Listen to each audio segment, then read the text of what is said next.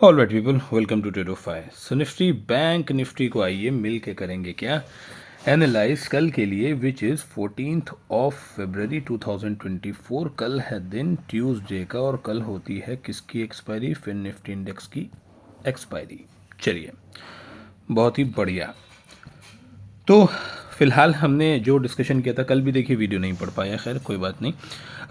कल का जो डिस्कशन था और आज मार्केट के अंदर जो भी रिफ्लेक्शन आया है प्राइस का, वो क्या आया है? बाइंग का ही आया है। ठीक, तो ये चीज़ क्लियर कट थी कि यहाँ पे जो कैंडल बनी है ये किस चीज़ की बनी है? ये बाइंग के लिए ही कैंडल बनी थी। और आज कहीं ना कहीं मूवमेंट इस पॉइंट से आया क्योंकि ये गोल्डन जोन है हमारे पास, और ये हमारे पास एक क्या है? Weekly retracement zone. तो अगर प्राइस इफ इन केस यहाँ तक भी आता है, इस पॉइंट से जोन के अंदर आके रिफ्लेक्ट करने की कोशिश करेगा ज़रूर, क्योंकि ये है इसकी सप्लाई जोन।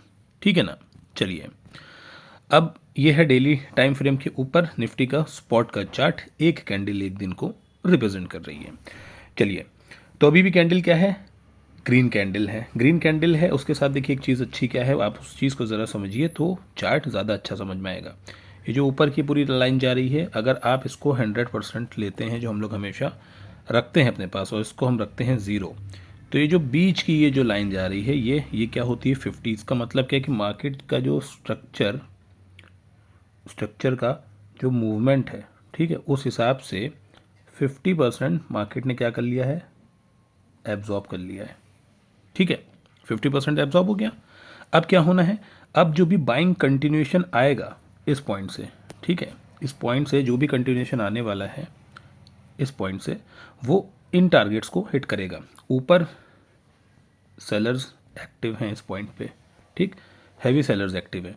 तो इसमें अगर बैठेगी मार्केट और ट्रेड स्टार्ट करेगी ऊपर करना, तो इनके एसएल सबके हिट होंगे जो सेल करके बैठा है, और मूवमेंट बहुत अच्छा अपसाइड का देखने को मिलेगा। ठीक, लेकिन उसके लिए क्या है, जो कंडीशंस है हमारे पास, वो रेक्टिफाई होना बहुत ज़्यादा ज़रूरी है। ठीक है, चलिए, तो एक घंटे के टाइम फ्रेम के ऊपर एक बार हम एनालाइज करेंगे इसको कि मूवमेंट जाएगा कैसा। ठीक, कोई पैटर्न, कोई चीज़ बनती हुई क्या दिख रही है? बिल्कुल दिख रही है।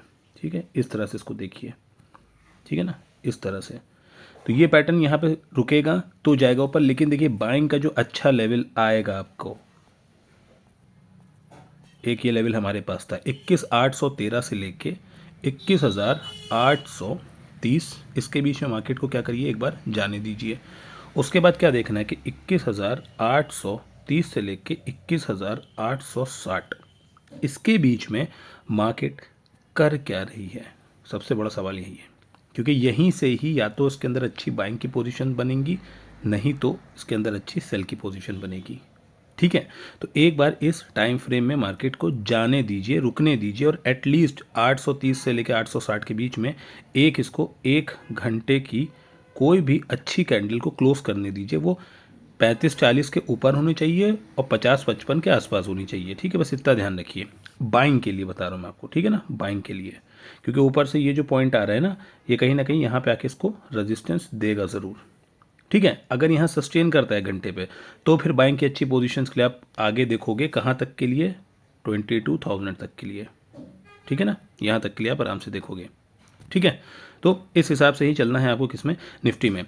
कोई भी निगेटिविटी के लिए ध्यान दीजिएगा, कोई भी निगेटिविटी के लिए 21,580, इसके नीचे मार्केट एक घंटे की क्लोजिंग देनी चाहिए, तभी निगेटिव जाइएगा, वरना ना जाइएगा।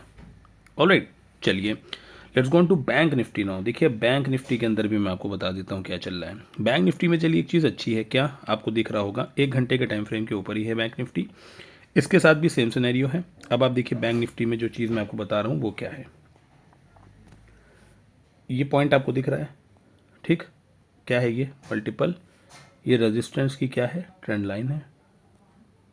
ठीक है, रेजिस्टेंस की ट्रेंड लाइन है, जिसको मार्केट ने ब्रेक किया है और इसको क्या कर दिया है? रीटेस्ट भी कर दिया है सक्सेसफुली। तो अब कल अगर बैंक निफ्टी से ध्यान दीजिएगा, कल अगर बैंक निफ्टी क्या करता है, इस पर्टिकुलर स्पॉट के पास से ये जो पॉइंट है, ये पॉइंट, ठीक है, ये पॉइंट क्या है? 45,600। ठीक, इसके ऊपर क्या करता है? ट्रेड करता है और 15 मिनट की एक क्लोजिंग देता है। ठीक है ना, 45,600 के ऊपर। यहाँ से इसके अंदर बाइंग आप कर सकते हो, कहाँ तक के?